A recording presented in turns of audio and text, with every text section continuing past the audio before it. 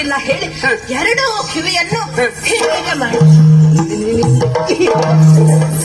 ಯಾಕೆ ಕೇಳುವುದು ಎಲ್ಲ ನೀನು ಇಲ್ಲಿ ಮತ್ತೆ ಕಿವಿ ಕೊಟ್ಟೆ ಕೇಳಿದೆ. ಅಲ್ಲಿ ಮೂವರಿದ್ರಪ್ಪ. ಮೂರು ಜನ ಇದ್ರು. ಯಾರೇ ಮೂವರು? ಅದೇ ನಿನ್ನ ಗಂಡ ದಶರಥ ಇದ್ದ. ಚಕ್ರವರ್ತಿಗಳ ಅವರು ಎಂತದದು? ದಶರಥ ಇದ್ದ.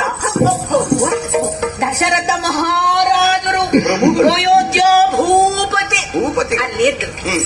ಅವರೊಟ್ಟಿಗೆ ಅವನ ಗೀತ ಈ ಗಡ್ಡ ಬಿಟ್ಟಿರ್ತಾನಲ್ಲ, ಬಿಳಿ ಗಡ್ಡ, ಇಷ್ಟು ಉದ್ದಕ್ಕೆ. ಅಲ್ಲಿ ಅಂತ ಗುರುವೇ ನಿಮ್ಮ ಗುರು ಅನಿಷ್ಟ ಅಂತ.